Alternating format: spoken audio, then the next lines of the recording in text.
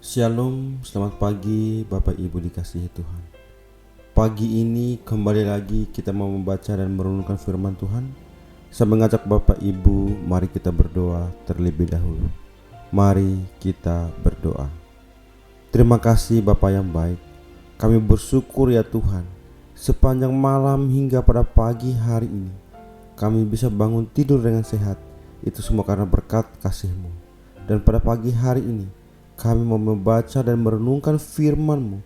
Ya Bapa, bukalah hati dan pikiran kami, sehingga firman kami baca, kami renungkan, kami dapat mengaplikasikannya di dalam kehidupan kami hari lepas hari. Di dalam nama-Mu Tuhan, kami bersyukur dan kami berdoa. Haleluya. Amin. Baik Bapak Ibu, tema yang saya berikan untuk kita renungkan bersama pada pagi hari ini, yaitu muliakanlah Tuhan. Injil Markus pasal yang ke-11 ayat 1 sampai dengan ayat yang ketiga. Ketika Yesus dan murid-muridnya telah dekat Yerusalem, dekat Betfage dan Betania yang terletak di Bukit Zaitun, Yesus menyuruh 2 orang muridnya dengan pesan, "Pergilah ke kampung yang di depanmu itu. Pada waktu kamu masuk di situ, kamu akan segera menemukan seekor keledai muda tertambat yang belum pernah ditunggangi orang. Lepaskan keledai itu dan bawalah kemari. Dan jika ada orang yang mengatakan kepadamu, 'Mengapa kamu lakukan itu?' jawablah, 'Tuhan memerlukannya. Ia akan segera mengembalikannya ke sini.'"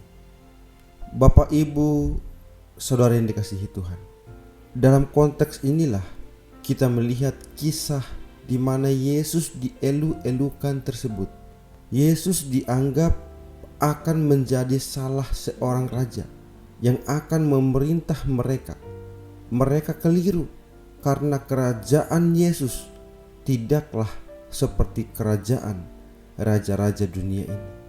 Yesus memang seorang raja, tetapi ia memerintah tidak seperti raja-raja dunia ini. Dia adalah raja di atas segala raja. Kerajaannya meliputi alam semesta ini. Ada 2 hal yang akan kita renungkan. Pertama, Yesus memasuki Yerusalem dengan menunggangi seekor keledai muda. Biasanya seorang raja menunggangi seekor kuda. Hal ini dikarenakan kuda merupakan sebuah tunggangan yang gagah, kuat, dan cepat. Untuk memperlihatkan kekuatan dan kegagahannya, itulah maka raja menunggangi kuda. Namun dalam perikop ini diceritakan bahwa ketika Yesus dielu-elukan, ia justru menunggangi seekor keledai. Padahal keledai biasanya hanya sering dipergunakan untuk membawa barang-barang saja. Hampir tidak pernah keledai ditunggangi dalam peperangan. Tentu timbul pertanyaan, mengapa Yesus memilih menunggangi keledai? Yesus memilih menunggangi keledai karena Yesus hendak menggenapi apa yang telah dinubuatkan oleh Zakaria, bahwa Mesias itu akan datang memasuki kota Sion dengan menunggangi seekor keledai. Orang-orang akan mengelu-elukan dia. Selain itu, Yesus menunggangi seekor keledai juga, menunjukkan bahwa kerajaannya berbeda dengan kerajaan dunia ini. Raja-raja dunia ini biasanya menegaskan kerajaannya dengan tangan besi, sedangkan Yesus, ia akan menegaskan kerajaannya dengan kasih dan kelemah lembutan. Hal ini memperlihatkan cara kerja Tuhan yang berbeda dengan cara kerja manusia. Pikiran Tuhan yang berbeda dengan pikiran manusia.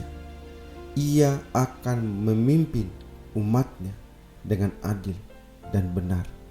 Sebab Dia adalah Raja yang memiliki kemampuan dan kekuatan yang tidak terbatas. Oleh karena itu, marilah kita senantiasa memuliakan Tuhan, senantiasa dalam hidup kita. Hal yang kedua, keledai itu diberikan oleh yang empunya karena Tuhan memerlukannya. Ketika Yesus memutuskan bahwa Ia akan menunggangi seekor keledai, maka pada saat itu timbul masalah dari mana keledai itu akan diambil. Karena Yesus dan murid-muridnya tidak ada memelihara seekor keledai pun. Lalu Yesus memerintahkan 2 orang muridnya untuk pergi ke sebuah desa untuk mengambil seekor keledai muda yang tertambat di sana. Jika ada orang yang bertanya, "Mengapa kalian lepaskan?" Maka Yesus berpesan, "Katakanlah Tuhan memerlukannya. Ia akan segera mengembalikannya ke sini." Hanya berbekal pesan seperti itu, kedua orang murid tersebut berangkat ke desa tersebut. Dan benarlah, di sana mereka menemukan ada seekor keledai yang tertambat di sana. Mereka pun melepaskan keledai tersebut dari tambatnya dan berniat membawanya. Lalu datanglah orang-orang yang melihat perbuatan mereka dan berkata, "Mengapa mereka melepaskan keledai tersebut dan mengambilnya?" Namun mereka menjawab bahwa Tuhan memerlukan keledai ini, dan setelah selesai maka akan dikembalikan kembali. Anehnya, setelah mendengar bahwa Tuhanlah yang memerlukan keledai tersebut, orang-orang yang berusaha mencegah tersebut lalu membiarkan mereka. Alasan bahwa Tuhan memerlukan membuat pemilik keledai tersebut mengikhlaskan keledainya. Alasan bahwa Tuhan hendak memakai keledai tersebut membuat ia merelakannya.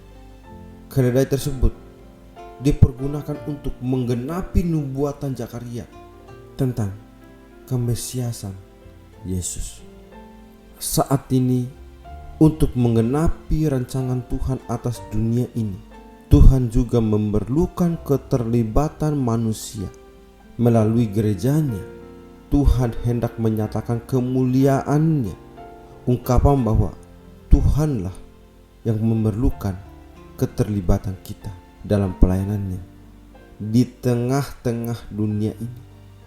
Kiranya menjadi sesuatu yang patut untuk kita renungkan senantiasa. Oleh karena itu, marilah kita memuliakan Tuhan yang telah memperkenankan kita terlibat dalam pelayanan-Nya. Amin. Mari kita berdoa. Terima kasih Bapa yang baik. Kami bersyukur untuk firman Tuhan yang selalu menguatkan kami. Terima kasih ya Bapa. Sebentar lagi kami akan melanjutkan setiap kegiatan kami, aktivitas kami. Ya Bapa, pimpin dan bimbinglah kami, sehingga apapun yang kami lakukan, semuanya itu hanya untuk memuliakan nama-Mu saja. Terima kasih ya Tuhan, terima kasih atas firman-Mu. Di dalam nama-Mu Bapa, kami berdoa dan kami bersyukur.